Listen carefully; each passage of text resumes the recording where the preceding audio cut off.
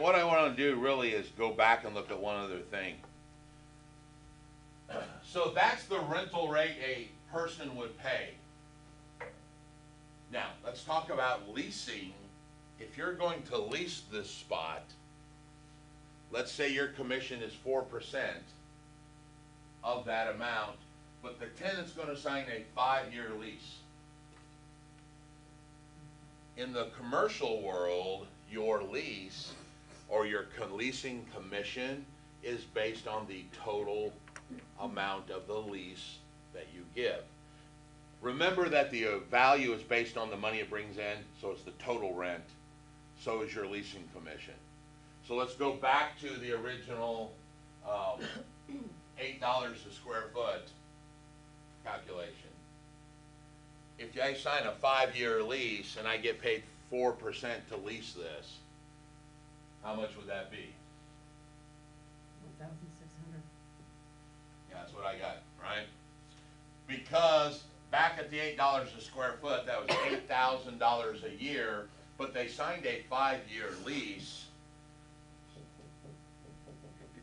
So that's like a $40,000 house, which isn't a real big house, but I mean, you ought to be able to sell those all day. You know, a space this size, 25 by 50, is a very good common mom and pop, you know, little accounting, little, you know, boutique store, something like that. Take the 40,000 times 04, you get 1,600 bucks. I see a lot of deer in the headlight look. You get that 1,600 a month? No, Okay. That's your and the fee. That's your leasing fee. One time, 16. It would be nice to collect $1,600 a month on an $800 or Yeah. $600 I was gonna a say, month wait a rent. minute. But what you do get, and the commercial world seems to be a lot better at this, and I actually had this happen a couple years ago. I completely forgot that I put a tenant in. And out of the blue one day I got a call from Olympia and they're like, hey, your tenant's lease is coming due. Well, are they going to renew? I'm like, hell, who's my tenant? I forget. No, I said, I don't know, let me call them. So I called John or Daryl, or I can't remember. Other brother Daryl.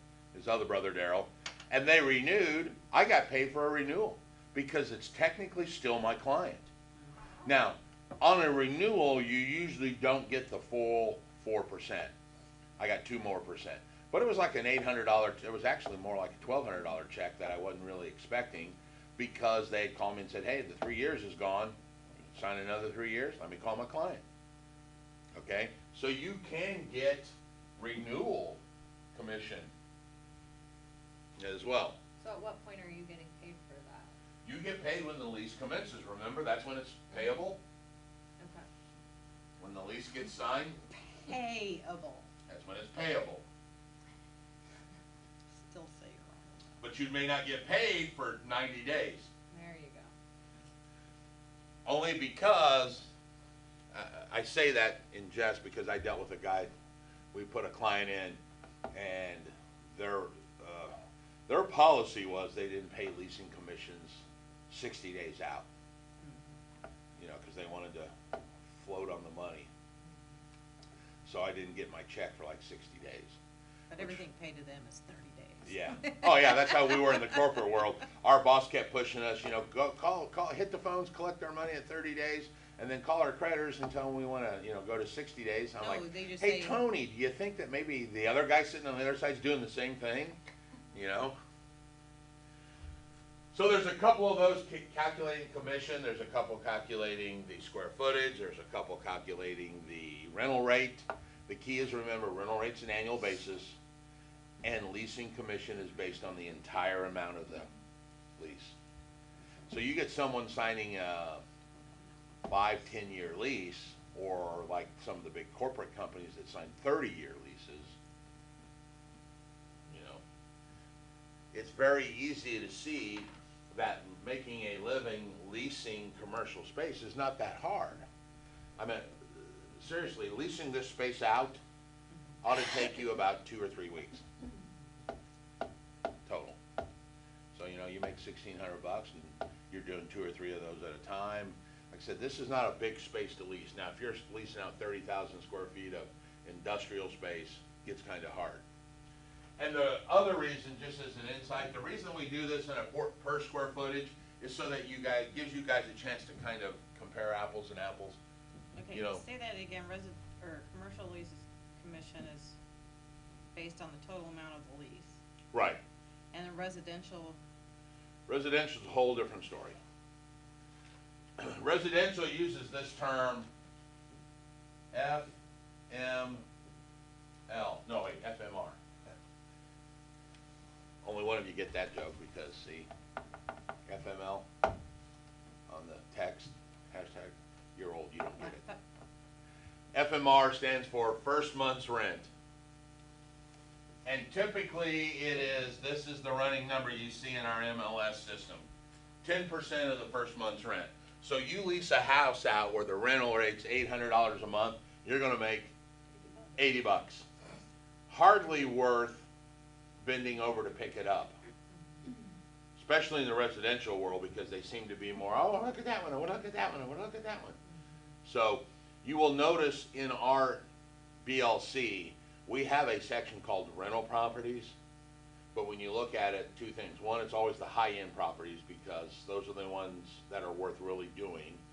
And because of that, there's only about a tenth of all the rental properties on the market are in the BLC. so the residential commission is paid. They're all paid when the tenant moves in. All right? That's when it's payable. And your rent manager gets 1 month's rent for commission. Yeah.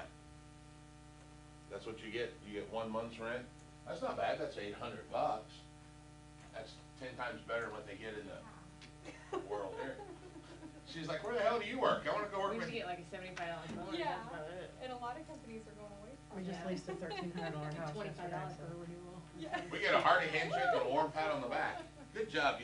I can own with you, thank you. You get to keep your job today. So you guys are saying when you worked for apartment complexes that you just got paid 10% of the first month's rent? No, no, no. No.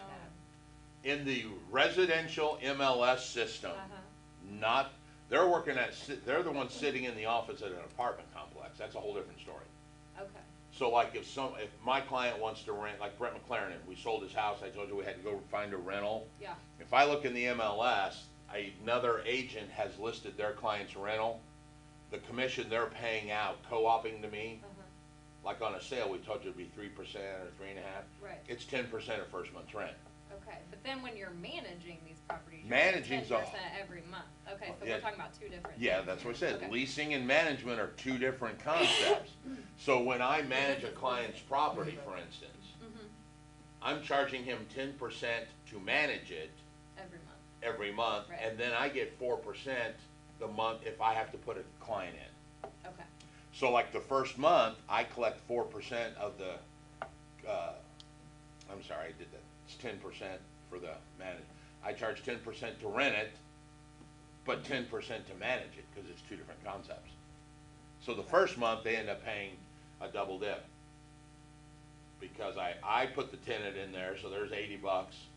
And then I also am going to manage that tenant once they move in, there's another 80 bucks. and then next month. it's And then 50. next month, they just pay the management fee of 80 bucks, and then it just goes on and on and on. Okay, The good thing about property management that I like, it allows you to, and I've created this new term, it's called rentaling, no.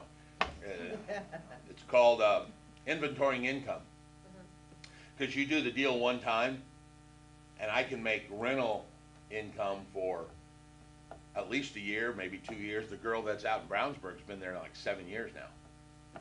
So, you know, I've made $175 a month off her for, now, granted, I have to call her and talk to her and deal with her with, you know, we've gotten HOA letters about her not mowing the lawn, so I've had to call her and say, hey, that was in your agreement, you need to mow the lawn.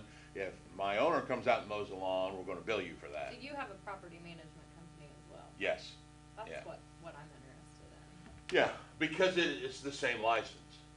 I mean, there's no additional, once I got my license, I might as well do it. Well, and that's earlier when you said a property manager's one step above a broker. You don't have to be, I mean, you just have to have a broker's license to be a property Right. manager. And I So guess technically, it's kind of the, when I say one step above, I mean in the agency ladder. okay, Because Brokers are special agents, which is the lowest of the four. And property managers are general. You're Are doing- general, because they have Yeah. given more power. I have more flexibility with Randeep than I do with Brent McLaren. Brent, I'm listing his house. With Randeep, I'm managing his house. So I can pick the lawn company, I can pay the bills. With Brent, all I do is take the phone call and market the property, that's it. And you guys will get some, at some point, somebody's gonna call you and go, hey, are you is that your sign in the yard? You go, yeah. Can you mow the lawn? I'm the neighbor and it's really long and looks Yes. bad. No, Making that call. that's not me. I'm the listing agent. I don't have the power to engage a lawn company to mow the lawn or something like that. So that's what I meant about above. As far as the agency, you have more power. In Indiana, they're equal as far as the license that's required. All right? It's just a whole different skill set, though. I mean, I you, didn't realize you had to have a license to be a property manager. yes, managing property, except for those exceptions that we did in the state law. Yeah. Like if it's your property, like for you, you own rental properties, you don't have to have one for your property. Yeah, I never realized that. Yeah, What if your grandfathered in before the law was passed? You still have to you do that? never were, you're not that old. No, but my parents are. No, they're not. This law, that one, license law came in like 1926. Oops. They've been doing it since '72. Since who? Huh? For other people? Or for themselves? No, they manage a 64-unit apartment complex in Broad Ripple. Are they employed? By the owner? Yeah. Yes. Did you guys, we did go through the state laws in there, right? Yeah. If you're employed by the owner, you don't have to have a license. Okay. If you own the property, you don't have to have a license. And if you are employed by the person that owns the property, you don't have to have a license. That's the Simon Law, that's the Van Roy rule that I call them. Because Carl Van Roy's employees don't have license, but he does, and they're employed by him.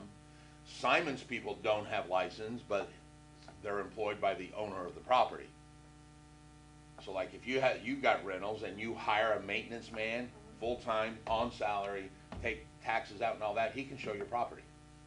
Right, so I thought that's why I was confused, because I thought that's what we talked about when we talked about state laws, so you don't have to have a license to be a property manager. If And you No, certain- no, no. for- For your For your property. yeah. Your personal. I'm managing Randeep's property, it's not mine. Yeah, I have to have a license for that.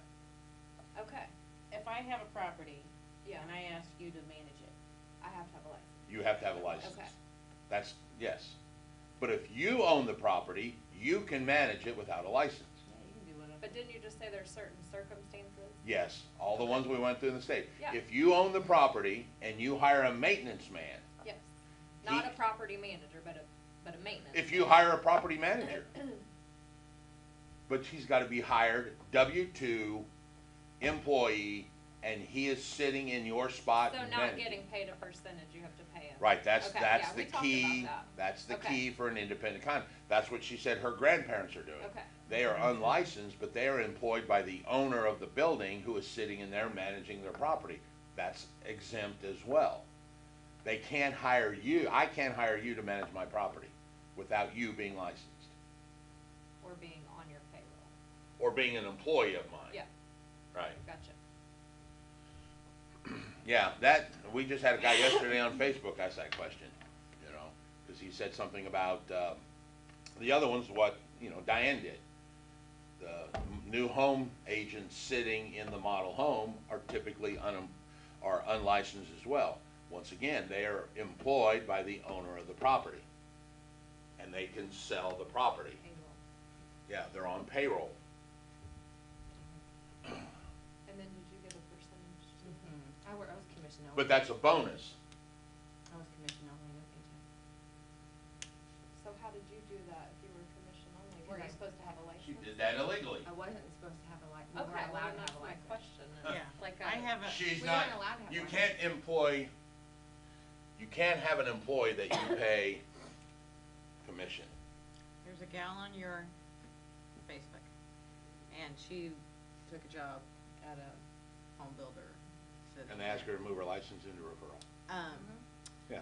Yeah, and she wasn't gonna do it. You can't have an active license. And, yeah, they found out she had an active license, and Okay, so let me ask you a question. Okay. Why is that a problem? I'll tell you what, Okay, tell me why. Oh, yeah, I asked the same question, and this is, because if she's showing a property, saying to a couple, and they're kinda hem-hauling around, maybe it's not exactly what they want, and she could say, well, you know, I know of another property somewhere else. And you cannot work for two brokers at the same time.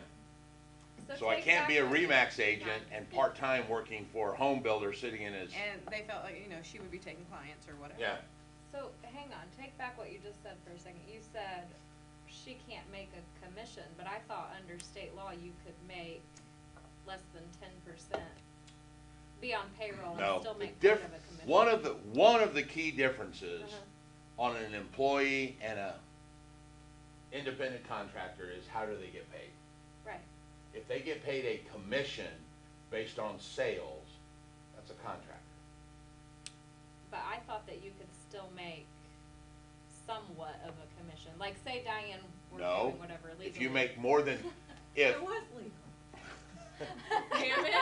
you got, You but criminal. one of the keys is, yes, 90% of your income Right, that's where I was makes you an getting to. independent contractor. Yeah, so it's 10% So how much of percentage of your income was made on commissions when you worked for them? I was 100% 100%.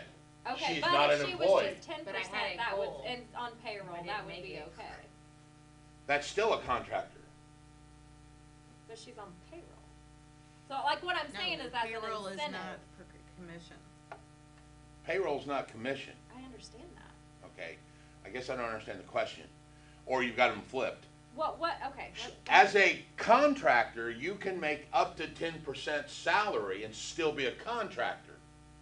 Not the other way around. Oh, okay, that's what I did then, I It's, flipped it. it's not. Okay, So as a contractor, you're my agent working for me. I can call you in and say, I'll pay you hourly to wash my walls. And you say, okay, as long as at the end of the year, what I paid you hourly wasn't more than 10% of your annual income, you're still a contractor, okay. all right? I was flipping What I'm it. telling you is, he had total control of her hours. Yes. Did you have a set schedule? Yes. Out of the gate, that negates any kind of contractor payment. So he might have told her she was a contractor or told her she's getting commission and all that. She's not. She was an employee. But one or the other is, how are they paid? They can be paid a base plus a commission like a salesman, but you can't pay them total commission. That's not an employee.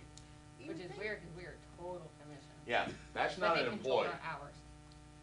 And you would think they And I would got know insurance. this. So you didn't get base pay? Zero. Yeah, I see? was 100% commission. There's a whole, I'm telling you, I almost want to turn off the recording for this. Yes. There's a whole, and I'm to the point now where I just kind of just shake my head and let it go because it can't fight the uphill battle. There's hundreds of violations a day that I see, literally. That was a W-2, but I had insurance. And it's can't pay you W-2 if you're It was. commission. That's miscellaneous income. 1099.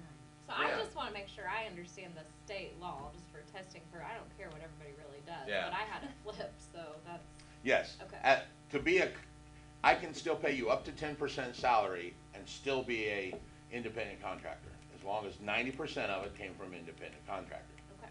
all right? Okay.